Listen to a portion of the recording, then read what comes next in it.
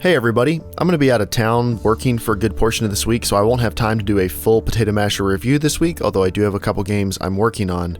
But here is a preview of ARK Survival Evolved. Now if you don't know what the Potato Masher is, it's a $375 PC designed to compete against the PS4 for the rest of its life cycle, and I built it in late 2014. But today it's not competing against any other console, it is just trying out ARK. Now, my normal procedure is I don't do full reviews on games that haven't released yet because a lot can change in the optimization or other things.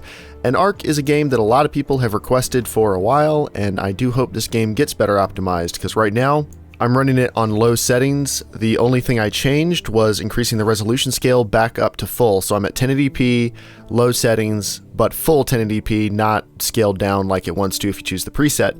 And that's about in line with what the game suggests. It has suggested graphics cards for each graphics level. So to step up to medium, they say I would need a GTX 770 at 1080p. So I played on the Casual Shenanigans ARK server, and I did a mixture of wandering around our home base, which has a lot of dinosaurs and is starting to have a good number of buildings, so it should have a lot of complexity to hammer the frame rate.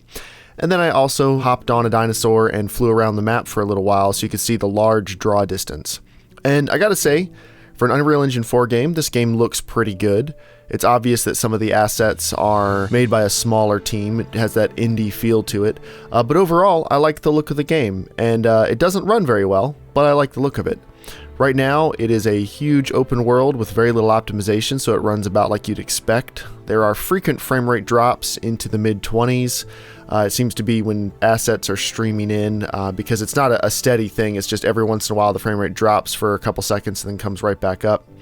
There's a tiny bit of hitching, but you know, it's a pre-release game, so I don't really hold those things against pre-release games unless they aren't fixed into the final version. So if you have a computer similar to the Potato Masher and you're wondering if you can play ARK, the answer is probably, but you're going to have a somewhat compromised visual experience. I even turned the graphics up to medium and then dropped the resolution to 900p and ran around for a bit, and that also ran fine with a few of the same little hitches as before, but overall still a pretty good experience. So the Potato Masher can run ARK Survival Evolved to answer the question you guys have been asking for so long, but it can't run it that well.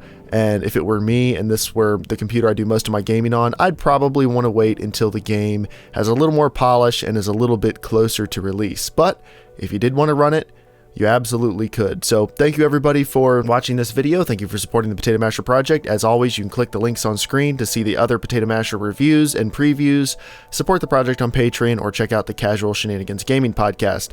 I'll be back next week with some more in-depth reviews. But until then, have a great day.